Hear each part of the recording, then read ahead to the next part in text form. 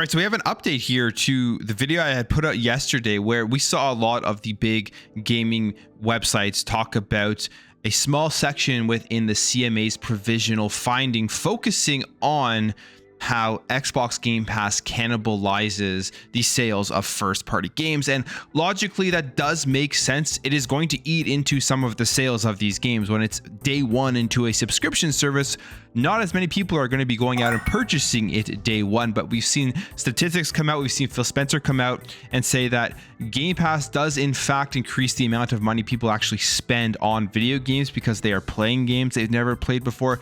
They're discovering games they've never played before, and they're just spending more money overall within the Xbox ecosystem if they're drawn into Xbox Game Pass. And now Microsoft has actually commented on the news that was going around yesterday, and they said to Eurogamer here their response. So this was the original quote that everyone was talking about. It says Microsoft submitted that its internal analysis shows a redacted % decline in base game sales 12 months following their addition to Xbox Game Pass.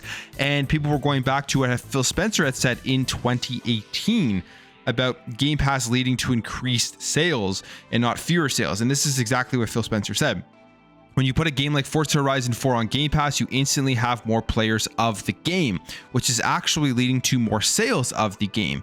You say, well, isn't everyone just going to subscribe for $10 and go play this thing? But no, gamers find things to play based on what everybody else is saying. And it says here, Spencer does not appear to be talking about in-game sales here or overall revenue from a title, which could certainly be boosted by its inclusion in Game Pass and its exposure to a wider audience.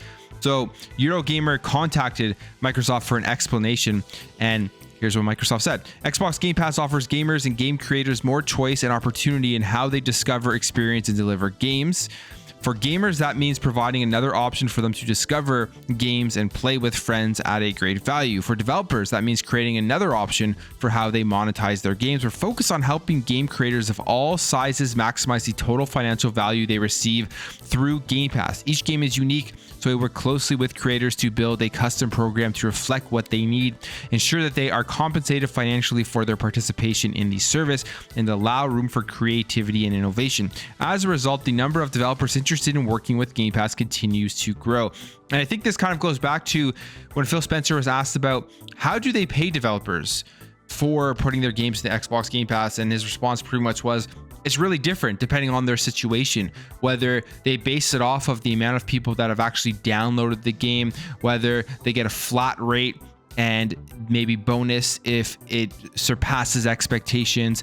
All of these different things will be different for the type of game it is. Obviously, if it's a smaller indie game, you're going to have a different pay model than if it's a huge, big third-party game or a second-party game that gets into the service that you know is going to be very popular based off of the hype and everything built around that game from its announcement to the marketing campaigns. And some of it also is a lot of these smaller games won't have as big marketing campaigns, so they take that upfront fee or they take that upfront payment so that they can actually not worry about having to put money into marketing. They've already been given money where they can go out and try to spread their game through Xbox Game Pass. So at the end of the day, this entire thing with that quote within the CMA's provisional finding was taking Phil Spencer's quote here from 2018, which saying that, yeah, it does lead to more sales. And what they were meaning was it just leads to more ways that people can actually go out and experience and play that game. I think at the end of the day, again, it's logical to come to the conclusion that if you put a game into Xbox Game Pass, it will eat up some of those people that were going to go and buy and play that game at full price. They'd rather just go and subscribe to the Xbox Game Pass service itself. But overall, I think what we have seen so far from a lot of things that third-party developers have said is that it's helped their game out. It's gotten more attention, more eyes on the game, and some games have actually, it's led to more sales. So I don't think it's like cut and dry here what Game Pass is good for, what Game Pass isn't bad for, how does it hurt a developer. I think it really is game dependent. And when you're Xbox, you take your first party games, you're throwing them into the service day one.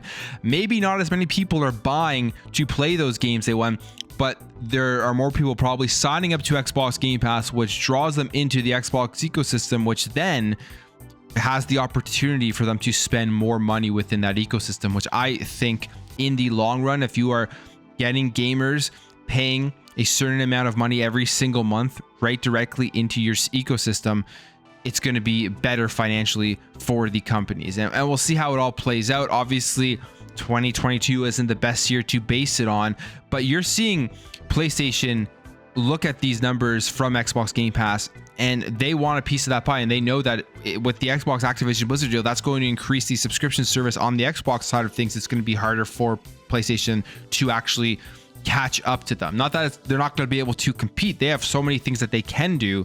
So that's where I think the big thing here is with PlayStation trying to block this deal. And even just recently, we see this. PlayStation Plus Premium adds God of War Ragnarok trial, which I believe gives you a 3-hour trial for this game. So PlayStation Plus Premium members can try God of War Ragnarok as Sony adds a new trial to the highest tier of the service. Subscribers of PS Plus get access to unique bonuses, which include the ability to download and play select PS1, PS2, and PSP titles. PS Plus Premium users can try out some games for a few hours through time-limited game trials feature. So yeah, this is something that they announced when they announced PlayStation Plus. But what PlayStation is trying to do here is they're trying to get the best of both worlds. They're trying to get people drawn into their ecosystem by giving them a trial of a big first-party game. And then what they're hoping for is that those people buy God of War Ragnarok and buy it within the PlayStation Store, not go out and buy a physical copy, not go out and buy a used copy, buy it within the physical store, in the digital store after they've tried it out.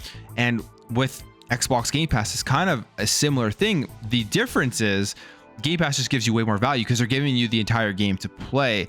And there are a lot of people from statistics that we have seen that will play a game and then actually go out and purchase it. Plus, you get the 20% off discount when you purchase games if you're subscribed to Xbox Game Pass. So I think all in all, the end goal for both of these companies is going to be keeping as many gamers within their ecosystem, spending all of their money on their digital store rather than spending their money elsewhere, keeping all their attention on the digital stores of both of these companies. On Xbox, keeping Xbox gamers in there, not straying off and going to buy a disc version or a used copy of a game. And then PlayStation, definitely that's what they're looking for too, is they want everybody buying within the PlayStation network. So at the end of the day, this is going to be the most powerful thing I think for gaming companies going forward. Even though, again, 2022, everyone's going to point to the console sales, everyone's going to point to the numbers, that it's completely opposite of what we're talking about here. But I think in the long run, we're going to see all the companies seeing this as a way to keep gamers into their ecosystem for as long as possible and not lose their attention to the competition. But I'll leave that there, guys. Let me know what you guys think about this. Let me know what you think about Microsoft's response here, and compared to Phil Spencer's quote in 2018 where he says, leading to more sales of the game. If you enjoyed this video, hit that thumbs up. If you're new here, hit that subscribe, and I'll catch you guys in the next video.